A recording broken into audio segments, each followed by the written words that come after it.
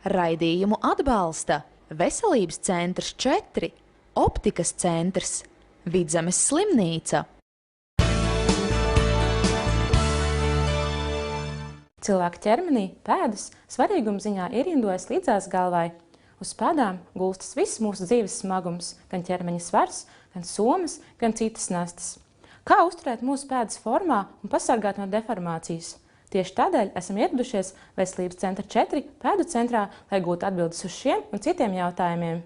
Pastāstiet, lūdzu, kādēļ deformējas pēdas pirmā kaula locītava?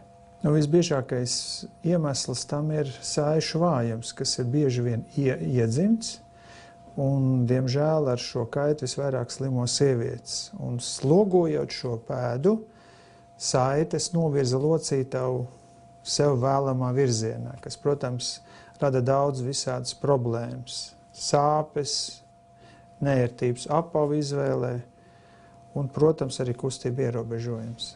Ārstēšana pirmajām pleznas kaulām var būt arī divējādi. Ja nav īpaši ielaistā gadījumā, tad būtu vēlams speciāls ortozes, kas palīdz pirmo pirkstu noturēt pareizajā virzienā. Un, ja gadījumā jau šīs novirzes ir lielāks, ko mēs nosakām rengenoloģiski, tad mēs piedāvājam pacientam vienu vai otru vai trešu veidu operāciju. Te jau jāskatās konkrēti no gadījuma. Kādēļ rodas dedzinošas sāpes pēdā staigājot? Te ir atkal otra problēma, arī saišu vājuma dēļ pēdas vēlve izmaina savu formu. Tātad otrais pleznas kauls netiek noturēts, viņš novirzās zem pirmā pleznas kaula, kā rezultātā tiek slogoti audi, kas tam pilnīgi nav domāti.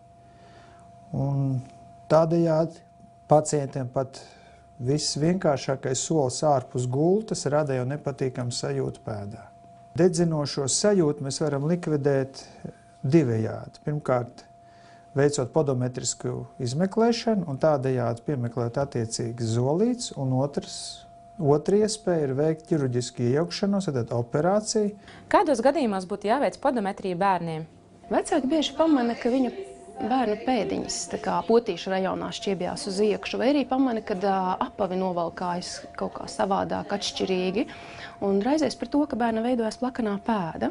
Tad labākais veids, kā to pārbaudīt, vai patiešām šī pēdiņa ir plakana, vai pilnīgi otrādi, varbūt pacēlums ir augsts, var veikt šo pēdas dinamisko un statisko mērījumu, datordiagnostiku, podometriju.